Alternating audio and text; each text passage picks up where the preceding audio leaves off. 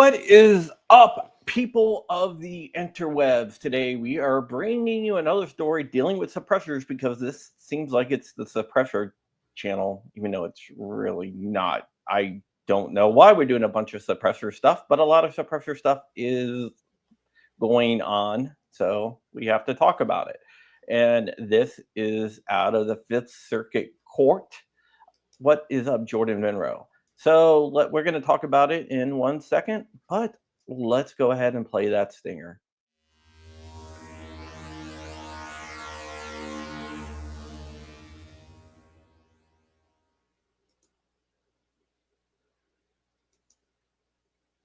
It is good news. Ron Baer wants to know, is it good news? And it is. If you don't know, there is a gentleman named Mr. Peterson. Now, Peterson has a case in Texas that deals with an unserialized suppressor. Before we get into anything else, let me just shout out Peterson because he is actually one of the Wolverines out there. He is one of our members of our community, so we got to support him. There was a case that went to the Fifth Circuit called the United States versus Peterson, where the Fifth Circuit, a panel, three-judge panel from the Fifth Circuit ruled. Rich looks like he just got a haircut. Yeah, the Fifth Circuit ruled, the panel, three-judge panel from the Fifth Circuit ruled the suppressors are not protected by the Second Amendment. Now, that really blew everyone's minds, and even the government said, hey, wait a minute, suppressors are arms, because the panel said that suppressors are not arms. That has now been walked back. The Fifth Circuit basically said, we thought about it a little bit more, and you're absolutely right. So did it go en banc? How did they go from? No, it didn't go en banc. They just vacated the decision. It's going to go en banc, but it looks like it was more of the panel itself decided they effed up. Wow. So they're like, yeah, highly unusual, because usually there's some predicate action before a court decides, hey, we decided this, but now we decided we're wrong. Yeah. So they are vacating their decision. Wonder what could have made that come to their mind. I don't know. When the government's basically said, we won, but you're kind of wrong on this one. I mean, that might have something to do with it. Now, wasn't there a couple of Justice Department actions, like some rogue Justice Department employees? Yeah, at AUS they did file it, say, hey, we don't need en banc because it's not, cans are not firearms and not protected by the Second Amendment. And then didn't after that the Justice Department come out and say, yeah, no, we need to think about this longer? Is that what they? Yeah, in like within a week, I heard they were like, what the hell? And did the Justice Department actually come out and say, no, suppressors are protected under the Second Amendment? Yeah.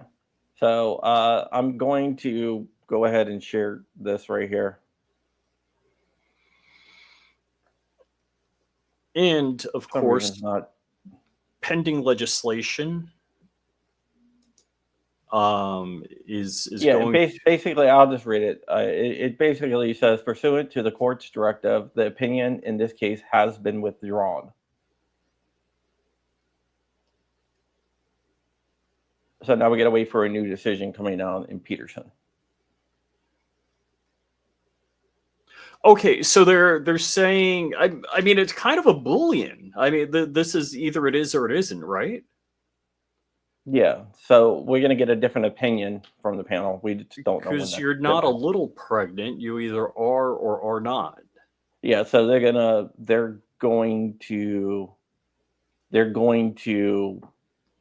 they withdrew their opinion that they issued. So it's like it's never happened. It's like they never issued an opinion in Peterson. All right. So the Fifth Circuit Court three-judge panel said suppressors aren't protected under the Second Amendment, and now they're saying, yeah, maybe not. We're going to take our opinion back. They said, whoops, we kind of effed up. We think we might have effed up there.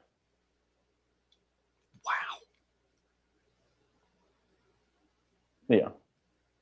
So the opinion from the Fifth Circuit that says suppressors are not protected are not arms has been withdrawn, and they're going to issue another opinion. And I think I they're going to just issue it. By them withdrawing it, they're not going to come to the same conclusion again. right, right. I mean, there's no slicing the baby in half here. It's one way or the other. It is or it isn't. And since Yeah. they said we messed up when we said it isn't,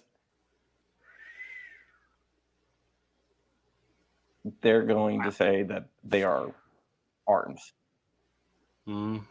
which means they have Second Amendment protections, which means when they rule on it, what they're going to have to rule on is like basically they said they didn't have to do the Bruin standard because they weren't arms. Now they're going to have to do the Bruin standard because they're going to say they are arms. And the Bruin standard says first is is the conduct referenced in the Second Amendment. Basically, the plain text of the Second Amendment. Plain text of the Second Amendment says, that shall not that the right to bear arms shall not be infringed. But the people have the right to bear arms. So the people or anyone over the age of 18, according to the courts. And Peterson is over 18, so he falls under the people. Then arms. And if they're saying suppressors are arms, then the conduct is presumptively constitutional.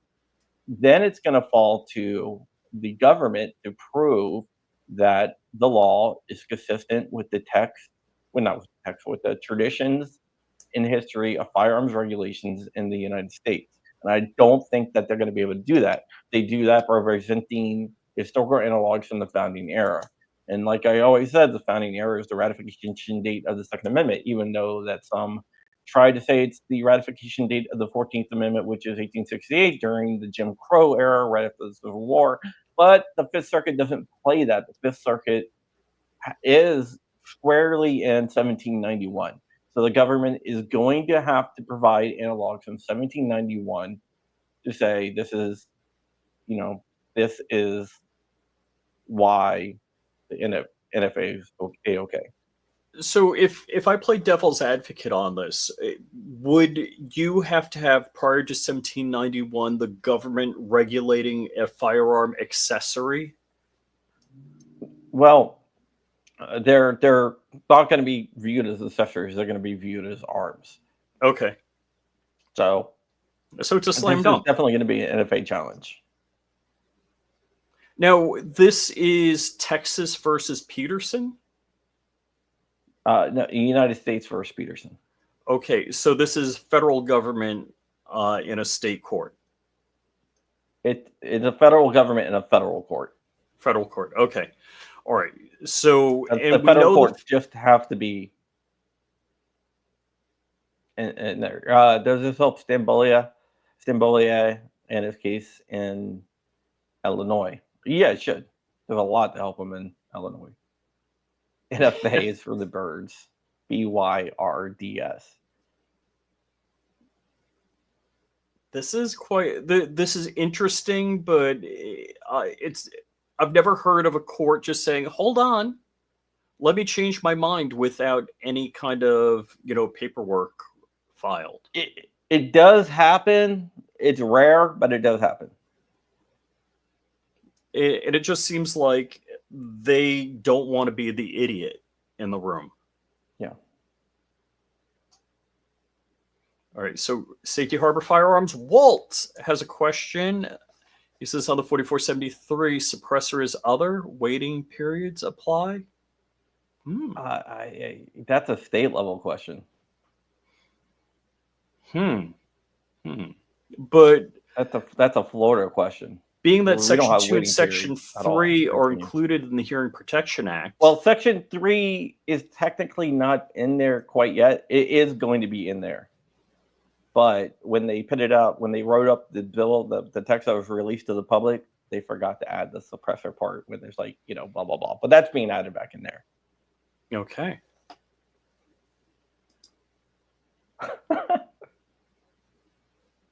So Yeah, well, Stambolier, I saw has 2,000 subs. I asked him if he yeah. was It wa- monetized yet, and he said he wasn't.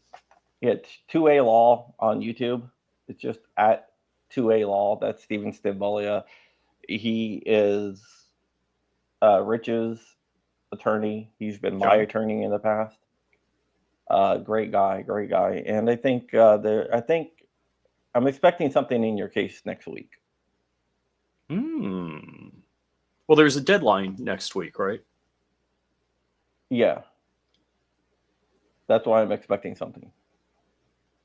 Do you want to talk about that? Because I don't think I I don't can. know any. I don't know anything. I don't know anything beyond Well, that. There's a what is the deadline question in. that needs to be answered next week? Well, they need to file to see if they object to the summary judgment. If the state, which I'm sure they would, the state will, or that attorney in the state, the sheriff will, but they have until next week to file that. Didn't the state say they're not going to The state proper, but the local state sheriff? attorney can't. Oh, okay. Yeah, Hmm. yeah. One of the things I think is funny about this whole thing um, is the Democrats are pushing for state rights. So would homemade suppressors be legal? Yeah, they will be. They'll be treated like if homemade guns are illegal in your state, then homemade suppressors will be legal too. So, all right, couple of things. First off, if you 3D print a suppressor, absolutely legit, just like 3D printing a Glock frame, if it's allowed in your state, which Florida does allow that. The next thing is, what if you buy a fuel filter online? No, That's yeah, they still consider that as a suppressor. So that won't change. so don't do that. Um, uh, let's go here. Will made in Texas suppressors be legal? That's more of a symbolic law, the Texas suppressor law. Kansas had something similar, and there's a guy named Jeremy Kettler, United States versus Kettler, and he hung his hat on that in Kansas, and the court said no. And Kansas did not back him up, and is he in jail now? Well, he's not in jail. He was put on probation, and yeah, he was also Jordan Venro's lawyer before. The $200 tax stamp for Form 1 builds, if the HPA goes through and everything else, there will not be a Form 1 for suppressors. The only Form 1s there will be for is for the public is destructive devices, because you can't really Form 1 a machine gun right now because of the unconstitutional Hughes Amendment. But so, yeah. Will serial numbers be required? That depends on your state. If your state does not require serial numbers for firearms, then serial numbers will not be required. If they do, then they will be required.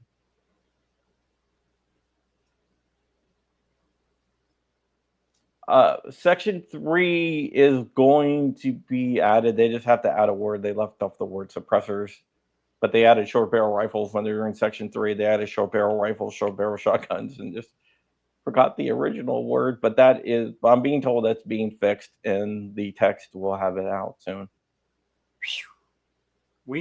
Okay.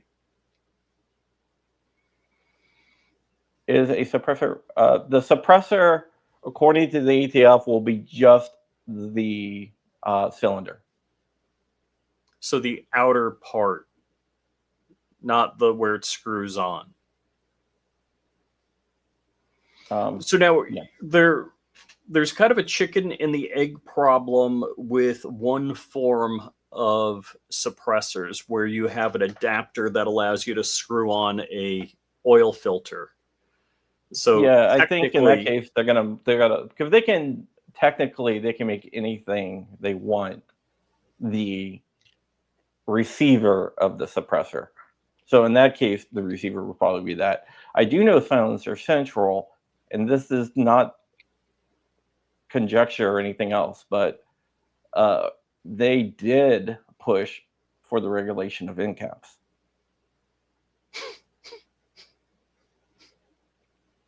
And that's 100% accurate.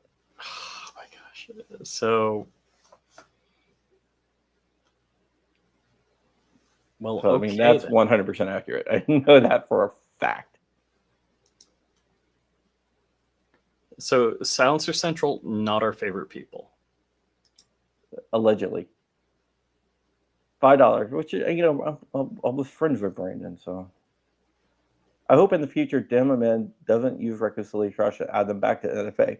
They won't be able to. That's the beauty of it. That's the beauty of it. Because then you have to pass a whole new bill to do that. Ah. Good point. Good point. So they consider 2-liter soda bottle a suppressor. That okay? When the AUSA wrote his brief saying that, you know, that if the suppressors aren't protected arms, they're like, then you would have to make pillows and 2-liter soda bottle suppressors. You know, I tried to hit the allegedly button, but then I realized I'm in a hotel room. I don't have my soundboard. All right. I guess that's it. If any, well, that's one company once it's possible to buy on a 4473, Grumpy 77. Yeah, but there are a lot of good company out there. Like I got some Silencer Co. suppressors that are going to come in soon. Hopefully, after Silencer Co. has 60 been days. good to me. Good people all the way around. Silencer Shop, they put a lot of money into getting the HBA. Even though, here's the thing: Silencer Shop. Everyone considered it was Silencer Shop, and I kept on telling people, Silencer Shop is not the bad people. Do not take it out on Silencer Shop. Because Silencer Shop, even though they have a lot of their business is built on the kiosks, and the kiosk centers around the suppressors being on the NFA. But to their credit, they signed the GOA letter and they put a lot of money, I mean, talking about millions, into trying to get suppressors off the NFA. And that would hurt their business. So I would definitely give Silencer Shop my money because they did something for freedom that's going to hurt their bottom line. Yeah. So you got Silencer Co. and Silencer Shop are good companies, and you got to give them a lot of credit for doing that.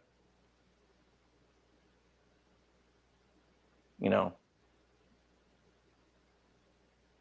prove what?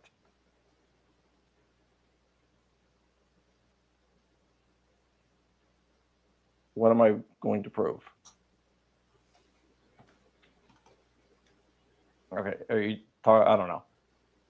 I mean, ask to prove something.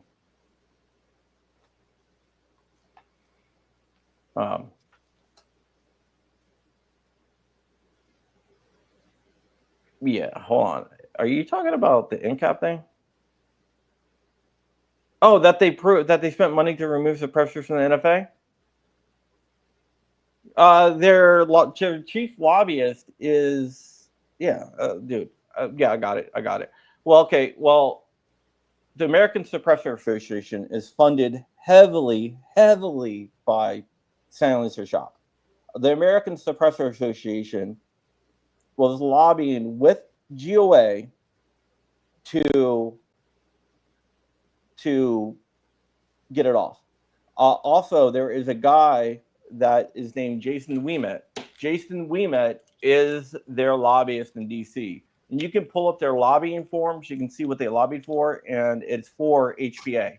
Not only that, but Jason Ouimet also was in contact with GOA a lot, with the GOA lobbyists, and they worked a lot together to get them off the NFA. So there you go. But yeah, if you want to look up, you can look up their lobbyist disclosure forms, and you can see exactly what they lobbied for. So there you go.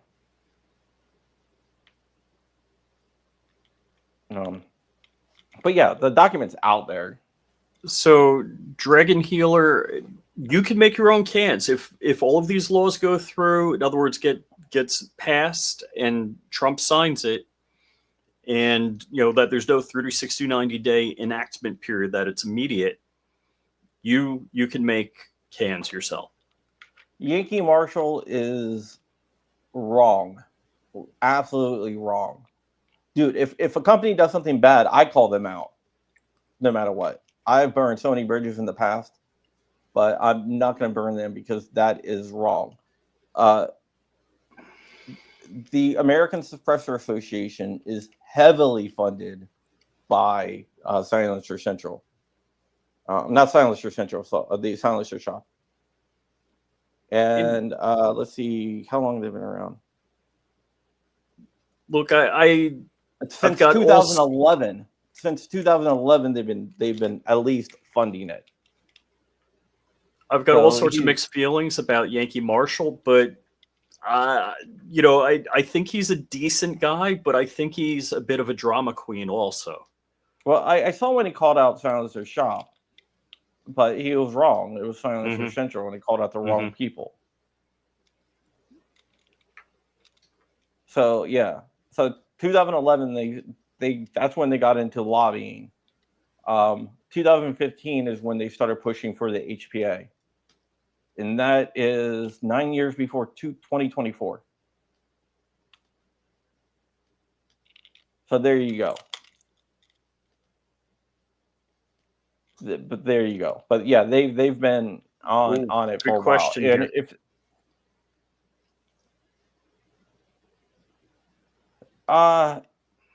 that's going to have to come through the lawsuits like Stimbolia. What they're going to do is they're probably going to file a motion for supplemental authority. Basically, when the 3-judge panel said that, all the states like Illinois and stuff, they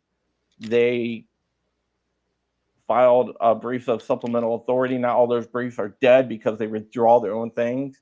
So Stephen Stimbolia, 2A Law on YouTube, who is actually the lawyer in that case, he's going to probably be filing. I don't know if he is, but I'm assuming that he will because he's a smart guy.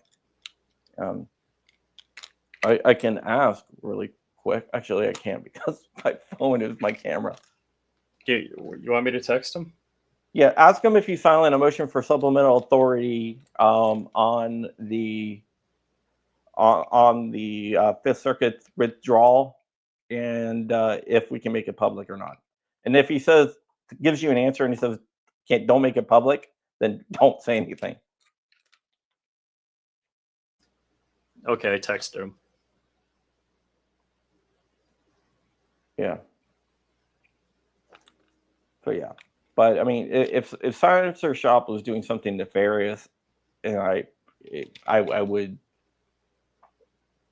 I'm knee deep into this. I know everyone who's doing stuff nefarious, and I would call them out. Rich can tell you, I will burn companies that I'm friendly with. There were companies offering an item every SKU in their catalog to John for free, not to go with a story. I did anyway. We're not going to get into all that. And just to make that absolutely clear, John said, "You can't buy me." I was told you're going to hurt some of the stories when you call out people, you hurt the industry. Why would you want to hurt the gun industry? And my answer was, I don't work for the gun industry. I work for the American gun owner. Clickbait scholar is the worst. Recognize the studio? I like Anthony. I think he's a good guy. He should do better. Yeah. But he's just wrong on that. I have no problem with saying that he's wrong. All right. JB Prickster. I like to call him Fred Flintstone. Yeah. I changed the Guns and Gadgets studio. How's that? Yeah, Range Minded Podcast. I know you don't do clickbait titles either. I don't do clickbait titles. I mean, you might get more views that way, but in the end, I think it does a disservice to the gun community. Yeah. I'm not here to be famous. I'm not here to get likes. I'm not here. I don't even like doing this. And ask Rich. Am I lying when I say that? No. But I want to get the right information, the correct information out there. You're good at it. Yeah. But yeah, I don't actually like doing this at all. But it's not really liking it. It's a calling, I guess you can say. Well, Stambolier hasn't answered me. All right.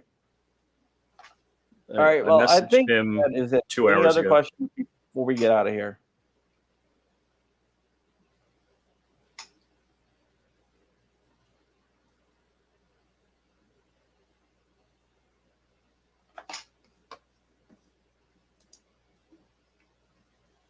I'll tell you, of course, Crump is real authoritative. Curtis, VSO Gun Channel, Braden, Langley Outdoors, Guns and Gadgets.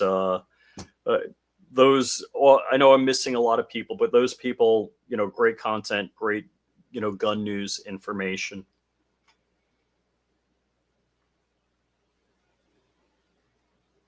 Crump, are you frozen? All right, I'm back. I switched to my hotspot. Because 4 Boxes Diner, the extra for the hotel streaming Wi-Fi, so you can be with a conference. Around this time, it sucks. Gotcha. Ready, Crumpy? All right.